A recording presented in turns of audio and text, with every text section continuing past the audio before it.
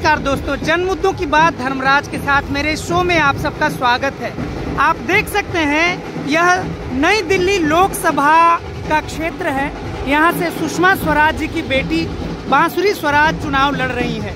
बांसुरी स्वराज पेशे से सुप्रीम कोर्ट की प्रतिष्ठित वकील हैं और उनके प्रचार प्रसार को, जो चुनावी प्रचार को देख रहे हैं, हमारे साथ प्रोफेसर मनोज कैन जी हैं। PGDAV कॉलेज दिल्ली विश्वविद्यालय में प्रोफेसर हैं। सर से पूछेंगे कि बांसुरी स्वराज जी का प्रचार की तैयारी कैसी है। सर जी, बांसुरी स्वराज जी नई दिल्ली लोकसभा क्षेत्र से बहुत ही दमदार, बहुत ही कर्मठ, बहुत ही लोकप्रिय और बहुत ही मृदुभाषी और हम कई विदुषी हैं।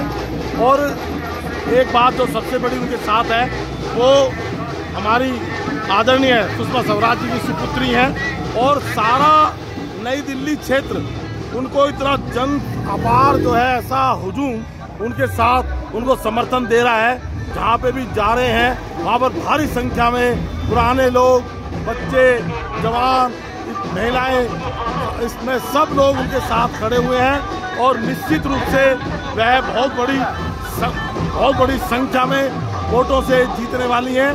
और हम एक बात और कह दें, क्योंकि जो आज ये चुनाव है बड़ा महत्वपूर्ण चुनाव है, इस चुनाव के अंदर उनको बहुत अच्छा समर्थन मिल रहा है और हम निश्चित रूप से ये सीट बहुत ही अच्छे ढंग से जीत रहे हैं। सर, आम आदमी पार्टी और कांग्रेस के गठबंधन के बाद से उम्मीद लगाया जा रहा है कि सोमनाथ भारती भी इस सीट से जीत सकते हैं। आपको क्या लग रहा है? देखो, ऐसा है, सोमनाथ भारती जी का अपना जो क्षेत्र है मालवीय नगर विधानसभा, वहाँ से वो जो वहाँ पर विधानसभा से वो जीते हुए हैं। वहाँ पर जाके आप पता करो, वहाँ विधायक हैं वो मालवीय नगर से, वहाँ पे उनके क्षेत्र में ही उनको समर्थन नहीं मिल रहा। और जो आप ये कह रहे हैं कांग्रेस और आम आदमी पार्टी का जो गठबंधन हुआ है, गठबंधन नहीं है, ये ठगबंधन है, क्योंकि अपने स्वार्थ के लिए साथ हो गए।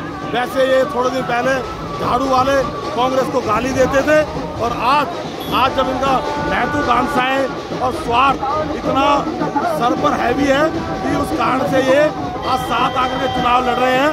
लेकिन किसी भी रूप से सोमनाथ भारती बांसुरी स्वराज के आगे किसी भी स्तर पर कहीं नहीं ठहरते, क्योंकि सोमनाथ भारती ने अपने वहाँ विधायक रहते हुए कुछ काम नहीं किया और सारी नई दिल्ली में इस बात का प्रचार हो रहा है कि ये जो है सोमनाथ भारती किसी भी रूप से जो काबिल विधायक नहीं बन सका, वो नई दिल्ली लोकसभा क्षेत्र का सांसद कैसे बन जाएगा।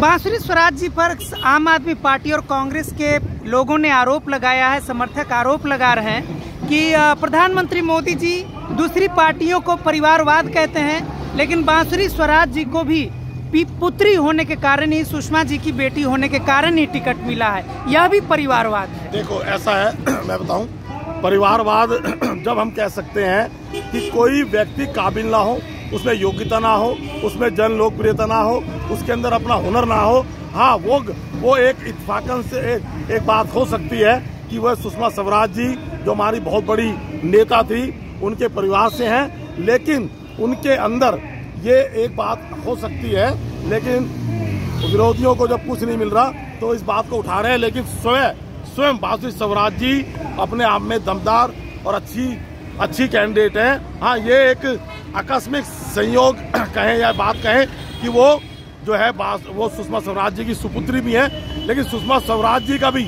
अपना एक व्यक्तित्व था, अपना एक उनकी इमेज थी और वो भारत में से बाहर पूरे विदेशों में भी थी, इंटरनेशनल लेवल पे उनकी इमेज थी।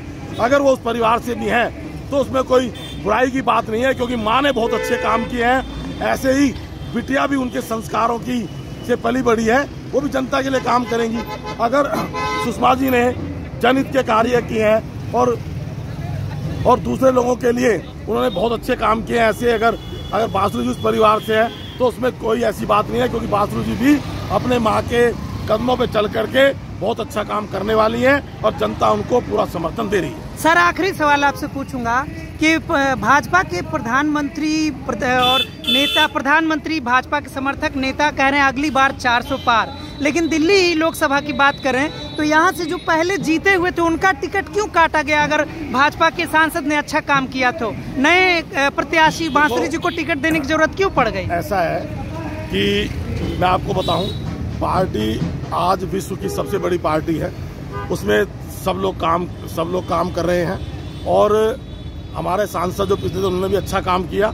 लेकिन एक बात जो जरूरी है वो भी ये देखना होता है कि हमको नई पीढ़ी को तैयार करना है। कोई नई पीढ़ी तैयार होगी तो विचार आगे बढ़ेगा। हमारी एक वैचारिक पार्टी है, हम विचार पे काम करते हैं और उस विचार को आगे ले जाने के लिए तो हमको नए लोगों को, कुछ लोगों को आगे करना स्वाभाविक है। अगर हम नहीं अपना एक जो हमने ज्योति जलाई है, अगर हम अगली पीढ़ी को नहीं देंगे तो उसका मैसेज क्या जाएगा? सोचो, हम चाहते हैं कि हम और लोग भी आगे आए। इसलिए चुनाव, जो लोग हमारे चुनाव को टिकट नहीं मिला है, पार्टी उनसे दूसरा काम लेगी और पार्टी दूसरा काम उनसे लेगी।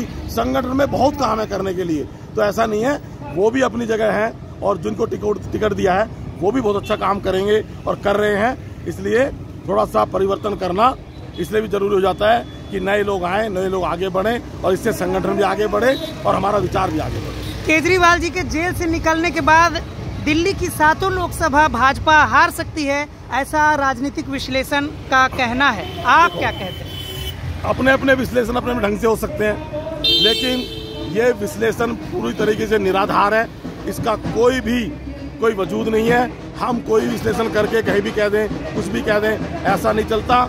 जब इलेक्शन हो जाएगा, गिनती होगी, उस दिन पता लगेगा कि हम बहुत अच्छे वोटों से जीते हैं। हमने खूब अच्छी सीट, हम बहुत बड़े अंतर से दिल्ली की सारी सीटें जीतेंगे, क्योंकि केजरीवाल जी को लोग समझ चुके हैं। वो केजरीवाल जी जो आपने अन्ना जी का भी इंटरव्यू सुना होगा, केजरीवाल जी के बारे में क्या कहा उन्होंने, तो ऐसे केजरीवाल जी पर अब विश्वास जनता नहीं करने वाली है। वो केजरीवाल जो एक महिला सांसद के अपने पीए से उसकी पिटाई करा देते हैं और किसी महिला का सम्मान नहीं, वो केजरीवाल जो थोड़े दिन पहले तक जंतर मंतर बैठ के दलितों पर आरोप प्रत्यारोप करते थे इस समाज पर, आज उस समाज का समर्थन लेकर के सीएम बन गए। लेकिन उसके बाद ऐसे केजरीवाल से हम क्या विश्वास करें, क्योंकि अब झूठ से नहीं, अब ईमानदारी से, सत्य से, निष्ठा से, कर्मठता से राजनीति चलेगी। जो झूठ बोलेगा, भ्रम में रखेगा, उसको जनता कभी भी स्वीकार नहीं करेगी। और लोकतंत्र में जनता महत्वपूर्ण है और जनता सब जान चुकी है कि आज देश एक आदरणीय युग पुरुष और जो पूरे विश्व में जिनका नाम है, ऐसे व्यक्ति के हाथ में नेतृत्व है और ये दिन प्रतिदिन आगे बढ़ता रहेगा और भारत विकसित होकर के विश्व गुरु बनेगा। आप देख सकते हैं, जब से आम आदमी पार्टी और कांग्रेस गठबंधन में आई है, दिल्ली का चुनाव मजेदार हो गया है। बहरहाल रिजल्ट 4 जून को पता चलेगा। तब तक आप हमारा चैनल दैनिक अंबेडकर देखते रहिए। आगे हम फिर आपसे मिलेंगे। शुक्रिया, धन्यवाद।